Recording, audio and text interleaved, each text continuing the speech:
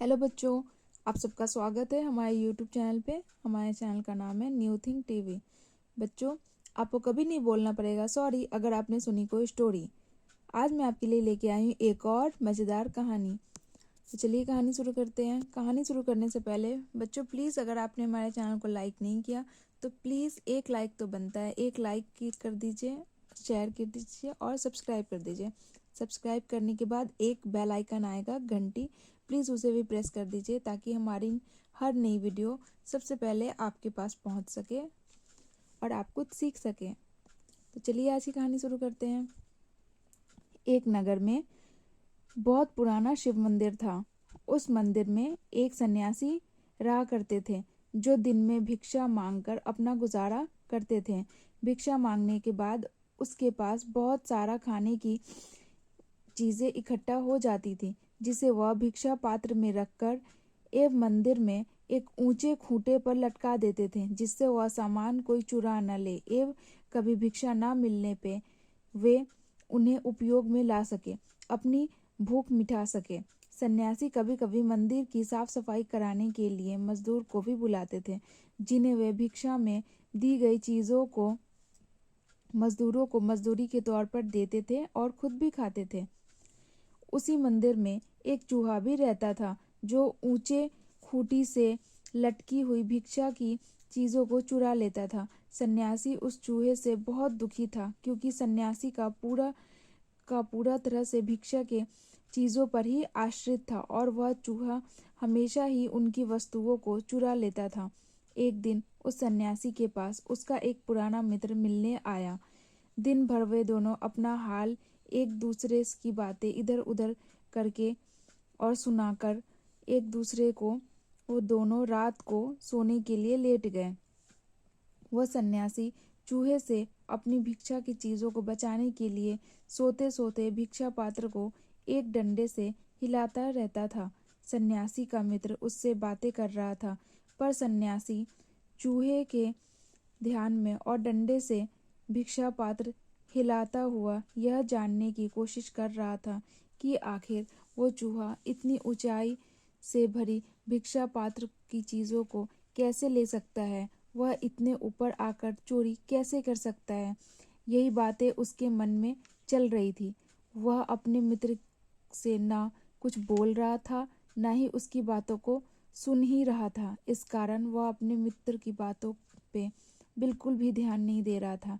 सन्यासी का मित्र यह समझ गया कि मेरी बातों पे या मेरे पे सन्यासी का ध्यान नहीं है, वह मेरे यहाँ आने से खुश भी नहीं है अपितु खुशी होने का नाटक कर रहा है। इससे सन्यासी का मित्र बहुत दुखी हुआ और गुस्से में आकर वो सन्यासी से बोला, तू मेरा सच्चा मित्र नहीं है क्योंकि मैं कब से बोल ले जा रहा हूँ परंतु तुम मेरी बातों का उत्तर भी नहीं दे रहे और ना सुन रहे हो, इसलिए मैं दूसरे स्थान पर किसी दूसरे मंदिर में जा रहा हूँ।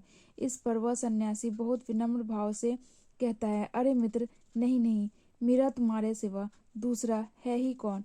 मेरे मन में एक समस्या उथल पुथल मचा रखी है, इसलिए मैं चाहकर भी तुम्हारे बातों पे ध्यान नहीं दे पा रहा हूँ। इस पर सन्यासी का मित्र बोला, अरे मित्र, वो कौन सी परेशानी है जो तुम चिंतित हो रहे हो, मुझे बताओ, शायद मैं कुछ मदद कर दूँ। इस पर सन्यासी ने बोला, एक दुष्ट चूहा मेरे भिक्षा पात्र में से रोज चीज़ों की चोरी कर लेता है और मैं समझ नहीं पा रहा कि वो चूहा कैसे इतनी ऊंची छलांग लगाकर भिक्षा पात्र में घुस जाता है। इतना सुन सन्यासी का मित्र बोला, तुम परेशान मत हो, हम दोनों कल उस चूहे के बिल को ढूंढेंगे। दोनों मित्र उसके बिल को ढूंढते ढूंढते उस चूहे के बिल तक पहुंच जाते हैं। उन्हें बिल मिल जाता है। वे दोनों मिलकर चूहे के बिल को खोदते हैं एवं देखते हैं कि भिक्षा पात्र का चोरी किया हुआ सारा भोजन उसी बिल में पड़ा है, जो इतना अधिक भोजन है कि उस चूहे की पूरी जिंदगी भर के खाने पर भी खत्म नहीं होगा। इस पर वह सन्यासी ने कहा कि इस चूहे के अंदर इतना सारा आत्मविश्वास इस भोजन के कारण ही आया है और तभी यह इतनी ऊंची छलांग लगा पाता है। अगर हम इस भोजन को यहाँ से उठा ले तो अवश्य ही चूहे को झटका लगेगा और वह सोचेगा कि उसका लाया हुआ सारा सामान उसके बिल में नहीं है एवं इससे उसके आत्मविश्वास भी टूट जाएगा, जिसके कारण वह अब इतनी ऊंची छलांग नहीं लगा पाएगा। सन्यासी और उसके मित्र ने ऐसा ही किया। दोनों ने चूहे द्वारा लाया हुआ सारा सामान बिल से निकाल दिया। जब चूहा अपने बिल में वापस आया तो उसने यह सब कुछ खाली पाया।